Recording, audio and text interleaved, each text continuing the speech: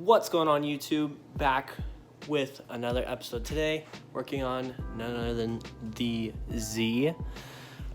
So we've been having some problems with the Z with belts. Here, let me find it. I just set it down somewhere. Hold on. 1 minute later.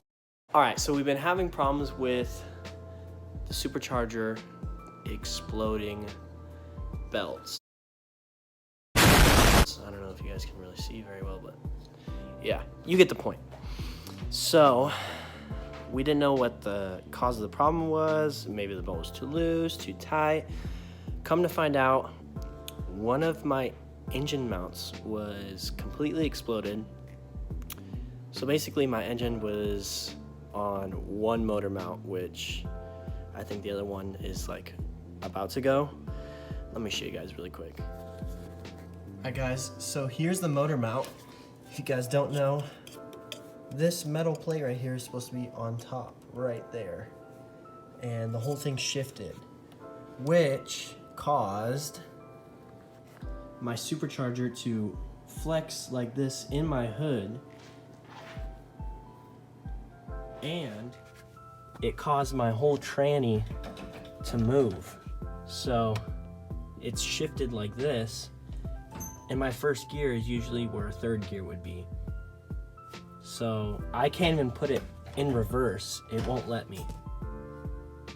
Yeah. So to fix that, we're gonna go with the solid motor mounts from GK Tech. But as I wait for those, another problem happened where I was having a boost leak and we couldn't figure out why I didn't have full horsepower, this and that, and come to find out, you guys can't really see the movement, but the back of the supercharger, one of the bolts that holds down the lower plenum, so this part, one of the bolts that holds this bottom part to the actual upper intake plenum is loose. So I had a huge boost leak in the back of my supercharger. So as I wait for the solid motor mounts to come in, we're gonna fix that. All right guys, so first things first, to take the top off of this supercharger, you are gonna have to take off the belt, which I already did. It's a 14, unscrew it, take the belt off, easy. And then you are going to use, I believe this is a 1/4 hex head, all the bolts all the way around. And this is where I messed up. I used RTB instead of anaerobic gasket maker, so I didn't have any boost leaks, but now it's gonna be a pain in the ass to take the top from the bottom, so I'm gonna have to razor blade all the way around the engine a couple times. So let's do that.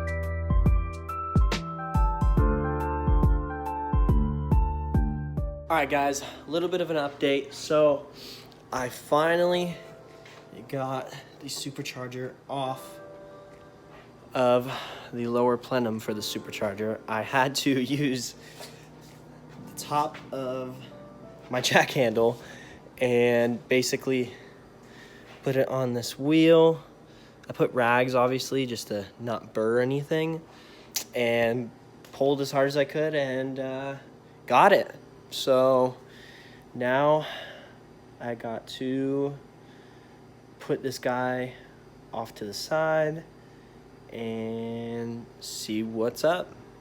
Got the supercharger off.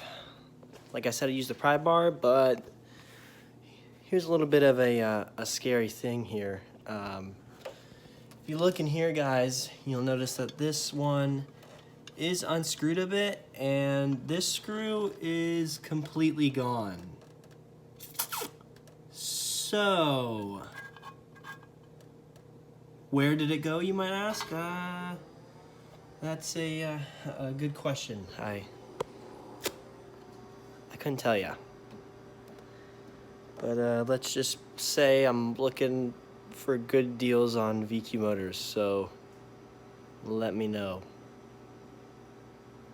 Yeah. Also, can someone tell me why there's so much oil in here?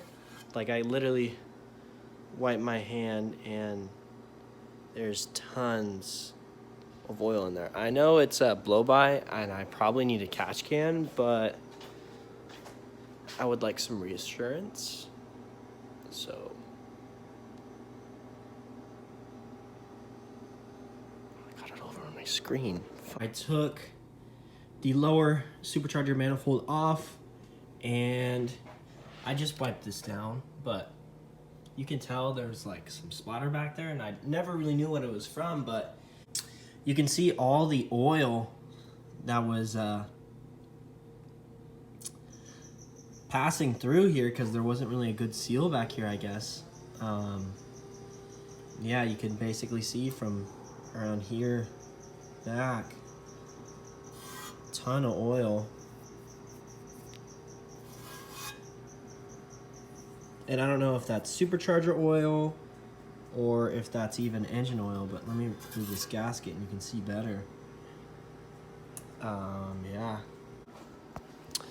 Good thing I'm refreshing this motor before the next event. Going out to Apple Valley on Black Friday, going with a couple friends that have never drifted before to have some fun. My friend Ethan and some other homies that I met along the way this journey of cars. You know, to reflect, you guys can just fast forward to the ending, but it's crazy, you know, this car community and the drift community, how everyone is so helping and people just want you to always do your best and help you out. You would think, you know, competing and drifting and competing against other people, that people, you know, just want to say F you this, you know, F you, don't want to help you, don't want you to succeed. But literally every time I have questions, or like there's mechanics at the track or other people that have the same platform as I do, they always want to help out, and we're always giving each other tips and tricks. And that's, you know, one thing I really love about drifting is, you know, everyone in the drift community is super cool and just want to see the best, you know, out of everyone.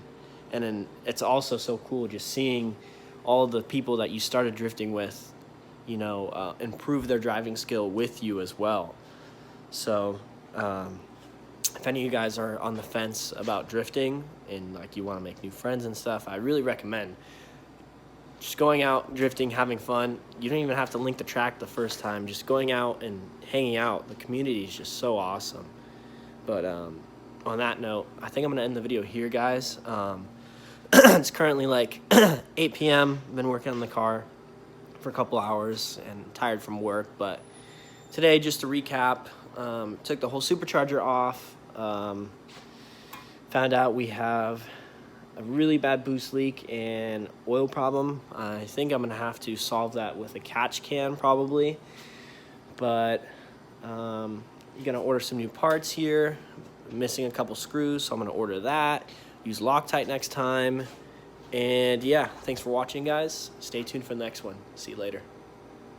Say bye, Cooper. Say bye.